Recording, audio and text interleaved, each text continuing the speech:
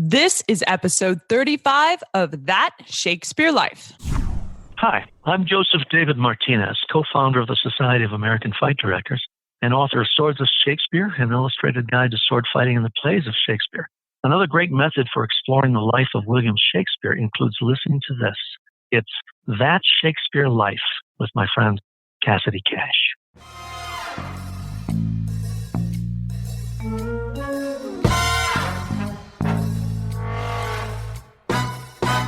But it was pretty radical at the time. Even once you're getting into the Elizabethan era, people still consider the Greeks and Romans to be high art. And so poets were trying to mimic those forms. Once the poets dove in, and then you see the playwrights saying, well, hey, we want to be taken seriously as well. By adopting iambic pentameter, they are starting to achieve that same class and clout.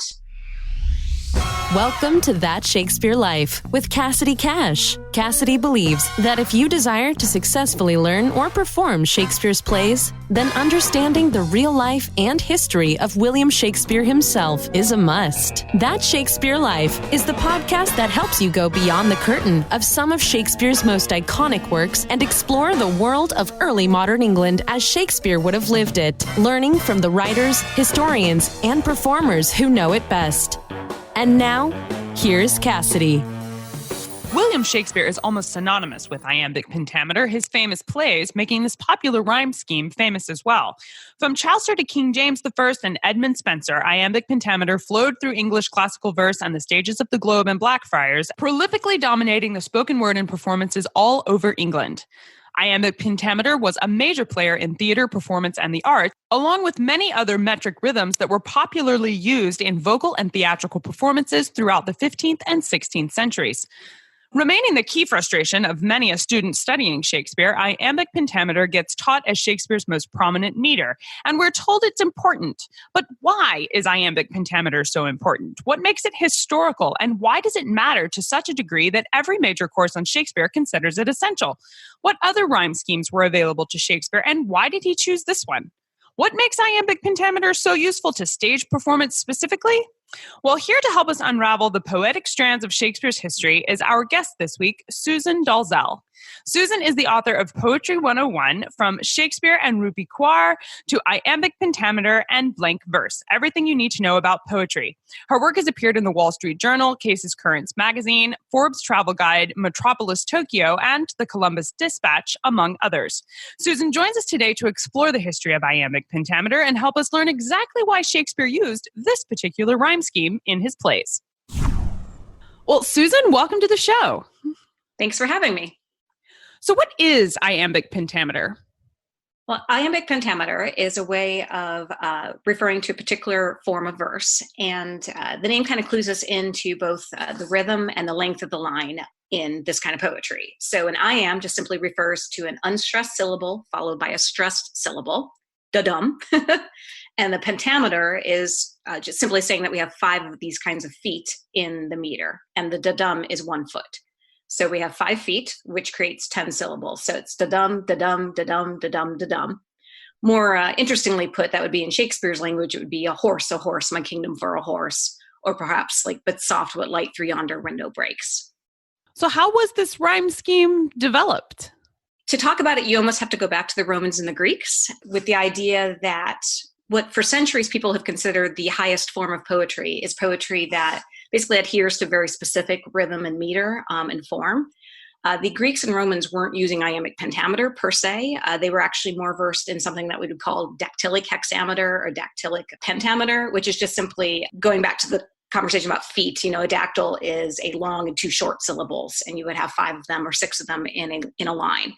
This would be, say, in Greek, that would be Homer with the Iliad and the Odyssey. With Latin, that's Virgil for the Aeneid. So these are like the super classic, what we look to as like prime examples of fantastic poetry that people have been looking to for centuries. So as you move forward in time, people stop speaking classical Greek and classical Latin. So the poetic forms have to evolve because a dactyl is actually, it can be about rhythm, but it also can just be about long and 2 short syllables, which fits great in Latin, but not so much in Italian and in English.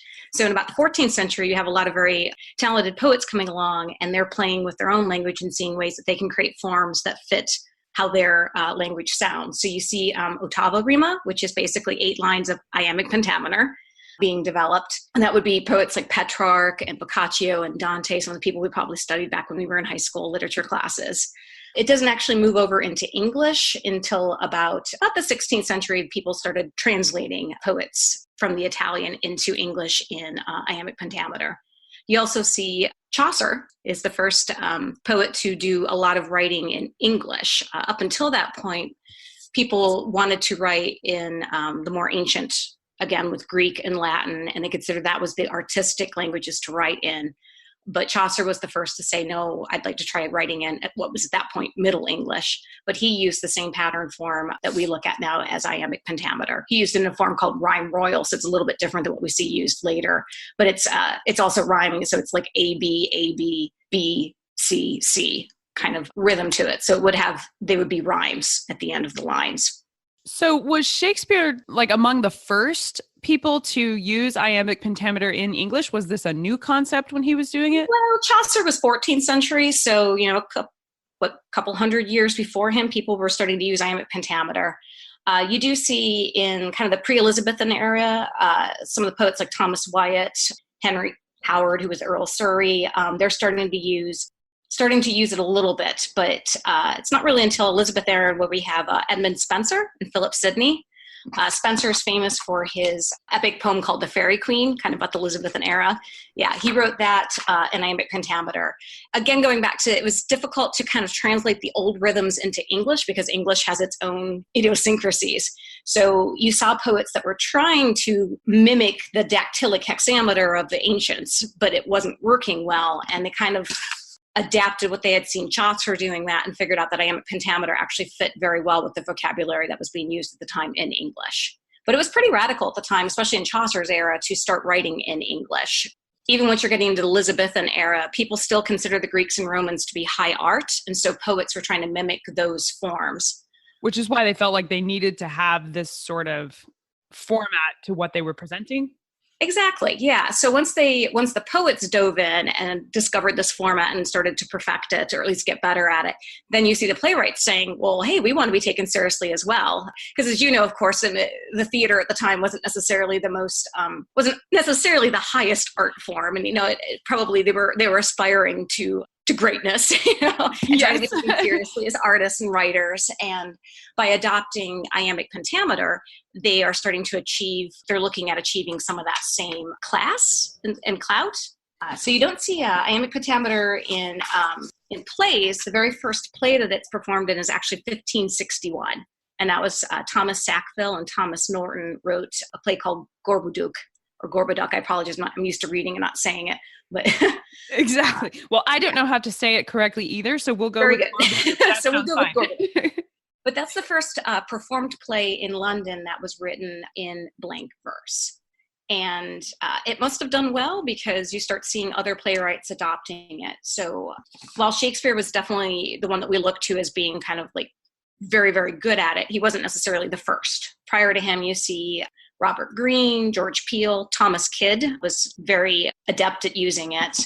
We've also heard, I'm sure, of Ben Jonson.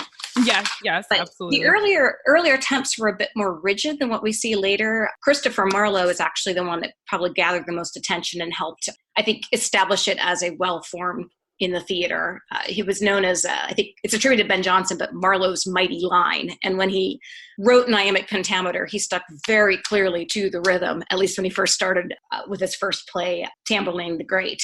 So at that point, he's kind of influencing Shakespeare. Shakespeare, of course, takes the form and runs with it and ends up influencing Marlowe, so that by the time Marlowe writes Dr. Faustus, he's using it a lot more creatively than just strictly sticking to the rhythm. It was really kind of the industry standard when Shakespeare was picking it up. It sounds like playwrights considered this kind of a baseline for Absolutely. What you should have. Yeah, and I think it's probably one of those, I imagine it's one of those things that fed on itself. The plays that were written in iambic pentameter did well, so more people wanted to write them as well. You alluded to this a minute ago, but what is it about iambic pentameter that makes it so useful for vocal performances in English? At one level, you hear a lot of different theories about it. There's no, I don't think there's one correct absolute answer for what makes it perfect. But at the basic level, as I said, it's the sound is da-dum, da-dum. So some people theorize that that's the sound of our hearts beating. So it's a natural sound that we respond to maybe at a visceral level. When we hear iambic pentameter spoken, we're hearing a heartbeat. It's also, the length of it is 5 da-dums, which is something that you can speak in a sentence. So it's the length of a human breath. So again, for performing, it makes sense. Actors can spin the lines without, trying to like gasp for air or, rush through it in order to get to the end. So it's a good timing is part of it. Does that mean iambic pentameter gives us sort of a guide to the correct way to speak Shakespeare's iambic pentameter in the theater? Is there like a right way you're supposed to do this on stage? I would argue that there isn't necessarily a right or wrong way. It is written in such a way. You have the famous, where do you put the emphasis on to be or not to be? So is there actually a place to put it? I don't think so. I think it's open to interpretation. What I will say is that one of the beauties of iambic pentameter, as opposed to some of the other forms of rhythms that, poets could have chosen to adopt, or playwrights, is that it works best when you use it a little fluidly and play with it a bit, which is what Shakespeare was very, very good at doing. So even though I said it's 10 syllables, when you're reading a Shakespearean play or when you're listening to one, not every line is 10 syllables. Quite often he would use something called a feminine ending, which is 11 syllables. So like to be or not to be, that is the question. It's actually 11 syllables. So the yun at the end is a feminine ending. And when you're listening to it, it just makes it more interesting than constantly hearing the da-dum, da-dum. He also would do a lot of things called inversion, which is inverting the beats. So not every line is going to follow strictly da-dum. Some might start with dum. He'll play with that a little bit to make it more interesting. Every now and then you might get a 12-syllable line, less often. And he also could do things like split a line between speakers. So when you're having dialogue between two people, one person's line may only be the 5 syllables, and the second person's line is the rest of the line with the remaining 5 syllables. Oh, creative! And he's even occasionally done that with 3 people. So there's a lot of ways to play with it, which iambic pentameter has the flexibility to do. If it was a longer line, then it might be more difficult to get it all out, and if it's too short, then you can't split it very easily. So. Now, you mentioned that iambic pentameter was chosen partly because it alluded to the Greek origins of art and this highbrow sort of lofty reputation that playwrights were chasing in a way. Did playing around with iambic pentameter and doing these creative things, which was definitely a step away from sticking strictly to the form, right, did that enhance or damage the reputation in the 17th century of them as an artist in this way? I think it enhanced, because it was a way of, again, being creative and allowing the rhythms of the language to tell you a bit about what was going on stage, or about who was speaking, or about whether it was a funny moment, a comedic moment, or a serious moment. Quite often you'll hear that Shakespeare would use, Shakespeare and other Elizabethan playwrights would use verse only for nobility or for the higher characters, I don't know how to term it, and then use prose for the sort of, the village cast or that. So right. The commoners don't get to speak. The commoners, yes. That is definitely true to a certain extent. Both Shakespeare and many of the other playwrights did use that, although I wouldn't say that they necessarily exclusively did that. But often, so that could be a clue as an audience member of the class. It tells you a bit something about the character based on the way that they are speaking. Another important rhyme scheme historically was tetrameter, which was the meter of nursery rhymes and counting out rhymes, as well as folk songs and ballads. Did the playwrights who were presenting things on stage lean towards iambic pentameter instead of some of the other meter options that they had available to them as a way to distinguish their work from ballads and folk songs? I think they were more motivated by high art as opposed to distinguishing themselves from nursery rhymes, and that I don't think that was something necessarily they were that concerned about. I think they were more trying to achieve a higher level of art with the Greeks and Romans. But sure, I think to a certain extent, when you talk about tetrameter, I mean, it's very sing-songy. It doesn't lend itself to the kind of high serious language that iambic pentameter seems to invite because of the rhythm that it has. So they certainly wouldn't have been wanting to put words into the mouths of princes and nobles, right, speaking in tetrameter.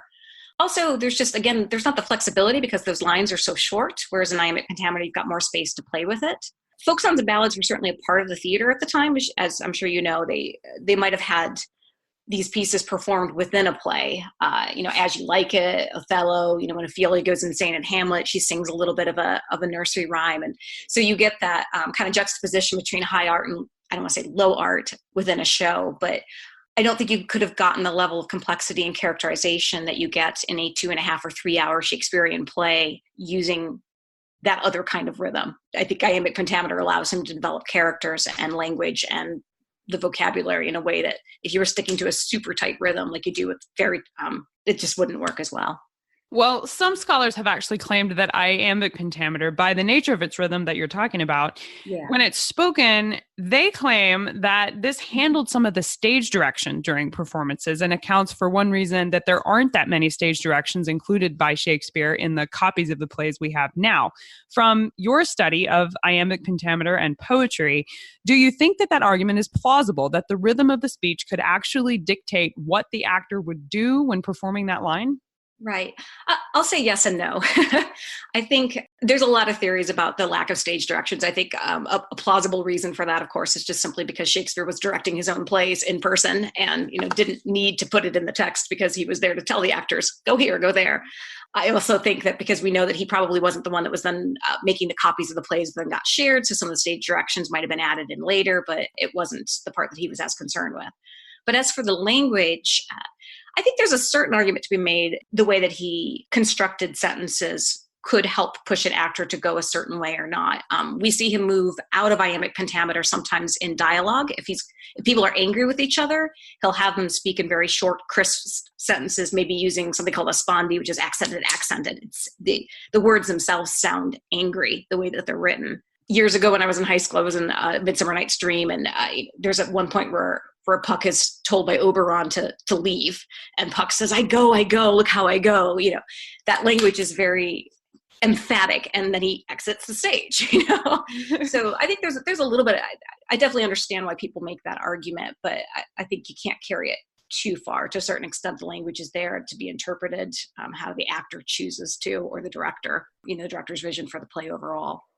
Now, the meter was used in plays, as you've just suggested, maybe not to indicate the actual action so much, but it does help the playwright establish character or mood for certain characters. Like Macbeth has the weird sisters use trochaic tetrameter. And I wonder how much of this hopping around from one thing to another was, from one meter to another, within the same play was something Shakespeare did, or did other playwrights do it too? And was this a risky thing for him to do in performance? Yeah. He definitely wasn't the only one to do it. Again, because it's Shakespeare, he did it extremely well. Initially, when the earlier plays that you see, they probably weren't doing as much of that. Like when Ben Jonson wrote The Alchemist, even though that was 1610, he used a very blank verse that was consistent throughout. But Thomas Kidd, going back to my earlier talking about whether you wrote for a certain way for sort of the villagers versus the elite that are present in the play, Kidd wouldn't have wanted to write commoners speaking in verse. Like he definitely would have varied it. And Marlowe the same. Again, as Marlowe develops as a playwright, he kind of starts borrowing more from Shakespeare. So, in his early work, you don't see it as much, but by the time you get to Faustus, he's definitely using some different cadences for his characters. Was this complicated for audience members? I mean, the average Elizabethan didn't go around talking in verse. So when they're sitting there listening to this, is it difficult? It is and it isn't. I think it's so hard for us, given that Shakespeare was writing in such a different form of English than we speak in. Although it's actually, in terms of English development, it's only one stage before ours. So to a certain extent, no, I don't think that they would have been as confused, because he was writing in sort of the colloquial language at the time. But at the time, English was developing and blooming. Shakespeare is responsible for creating hundreds of words, many of which he used in his plays. So I'm sure there were probably individual words that people watching had no idea what he was talking about. But because of the context and the flow of the lines, they would certainly have been able to get the general sense of what was going on. So for those of us who did find it hard to access Shakespeare's language, and the iambic pentameter trips us up sometimes. You can take comfort. Sure. There were people in the 17th century who found it a little tough too. Yeah, absolutely. Well, I know we would love to cover this topic much further and to explore the idea of poetry and iambic pentameter as it applies to William Shakespeare. And I'm wondering if you have any recommended resources that you think we should definitely check out to learn more about this topic. Sure. I think reading Shakespeare himself makes a lot of sense. Pick up a copy of the unabridged, plays. One of the interesting things when we're looking at iambic pentameter in verse is that when you do look at it on the page, especially in modern editions, it's actually visibly different. You can see capital letters start verse, lowercase letters start prose. You can open up to almost any play and actually count out the rhythm, which is very interesting to see, because if it's being performed by a talented actor, you aren't necessarily hearing that da-dum, da-dum, da-dum, da-dum. You're right. But if you look at it on a page, you can actually count it out. And I think it's a really fantastic way to understand sort of the artistry that's behind kind of under the surface when we're hearing it. I think seeing a show is always fantastic. And there's so many resources online, of course, to watch. PBS has got a fantastic series right now that's looking at Shakespeare Uncovered. I would recommend my own book, Poetry 101, because if you want to understand the poetry of Shakespeare, getting a better grasp of the roots of poetry, and then especially iambic pentameter, because since the Elizabethan era, really so much poetry has primarily been written. If it's been written with rhythm and rhyme, it's been written in iambic pentameter. It really was about the only form of poetry that was used clear up until, Ezra Pound and the modernists in the 1900s. So getting a better understanding of just how poetry through the centuries has worked would probably also be helpful. So it dominated a good chunk of literary history. Oh, absolutely. Yeah.